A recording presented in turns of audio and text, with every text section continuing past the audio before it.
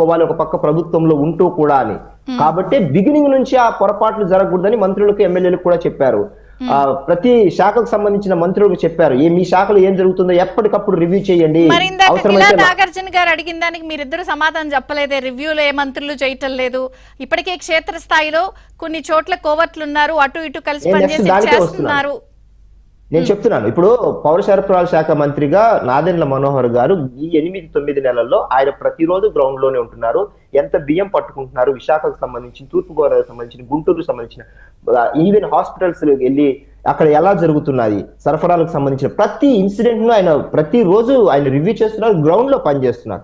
అలాగే అన్ని శాఖలకు సంబంధించిన వాళ్ళు, కొన్ని శాఖల వాళ్ళు రివ్యూలు చేస్తున్నారు కానీ బయటకు చెప్పడం లేదు. అదే చెప్పారు నేను చంద్రబాబు గారు, మీరు చేస్తున్న రివ్యూలు కూడా ఎప్పటికప్పుడు ప్రజల ముందర ఉంచండి అన్నారు. అది ఇంపార్టెంట్ విషయం అన్నమాట.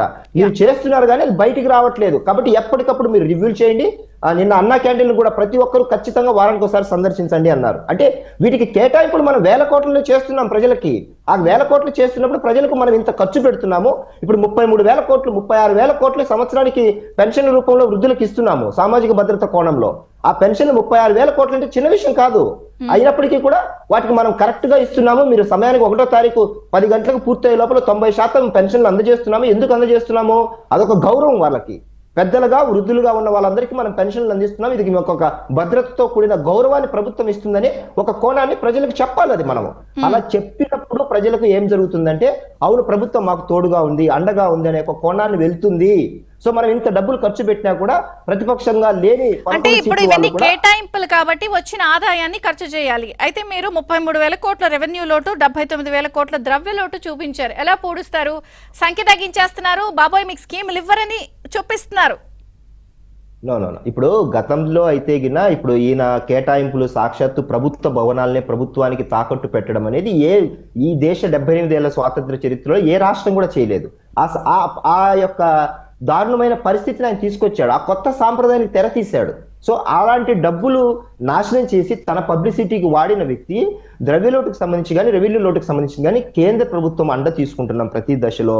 అలాగే బడ్జెట్ కేటాయింపులు ఇచ్చిన ప్రతి పథకాన్ని మనం ఖచ్చితంగా డబుల్ ఇంజిన్ సర్కారుగా మనం ప్రజలకు ఖచ్చితంగా ఒక రోజు అటు ఇటైనా కూడా ఖచ్చితంగా ఇప్పుడు మేము అనుకున్నట్టు డిఎస్సి రేపు జూన్ కల్లా వాళ్ళు డైరెక్ట్ గా స్కూళ్ళల్లో టీచర్లు డైరెక్ట్ గా కూర్చునే ఏర్పాటు చేస్తున్నాము. ఒక వారం 10 రోజుల్లో నోటిఫికేషన్ రిలీజ్ చేయబోతున్నారు.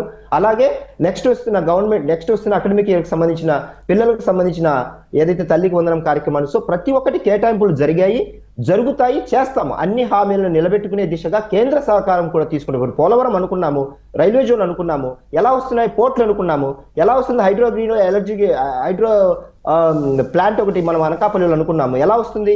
సో ప్రతి ఒక్కటి కూడా మనము అనుకున్నట్టు ఇంప్లిమెంట్ చేయగలిగితే 5 ఏళ్ల లోపల ఉద్యోగ కల్పన జరుగుతుంది. అలాగే ఏదైతే రెవెన్యూ లోటుకు సంబంధించినది, ద్రవ్య లోటుకు సంబంధించినది కూడా ఖచ్చితంగా మనం వాటిని పూర్తి చేసి పూరించగలమనేది ఒక నమ్మకాన్ని మనము కేంద్ర ప్రభుత్వం సహకారం కూడా తీసుకొని మనం పూర్తి చేయగలుగుతాము. సాగునీటి రంగానికి పోలవరం పూర్తి అయితే ఖచ్చితంగా మనం 2027కు పూర్తి చేసుకోగలిగితే, మీరు డబుల్ ఇంజిన్ సర్కార్ తో అక్కడి నుంచి డబ్బులు తీసుకొచ్చి అమరావతి, పోలవరం, ఈ సంక్షేమం, అభివృద్ధి, 2 కళ్ళు, 47 ఇవన్నీ చెప్తూ క్షేత్రస్థాయిలో ఆ గ్యాప్ ని ఎక్కడో మిస్ అవుతున్నారు అని అనేది కదా ఇప్పుడు జాగ్రత్తగా ఉండాలన్నది చర్చ.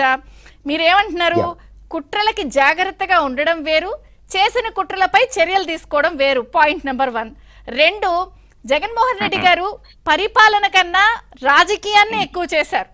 మీరు పరిపాలనే చేసుకుంటూ వెళ్తూ ఉంటే రాజకీయంగా జరుగుతున్న నష్టాన్ని మీరు ఇలా సంతృప్తి పడతారా? వాళ్ళు సాయం చేస్తున్నారు, వీళ్ళు డబ్బులు ఇస్తున్నారు, అంతా బాగుంది, ఇంటెలిజెన్స్ ఫెయిల్ అయిందని ఆయన అన్నారు.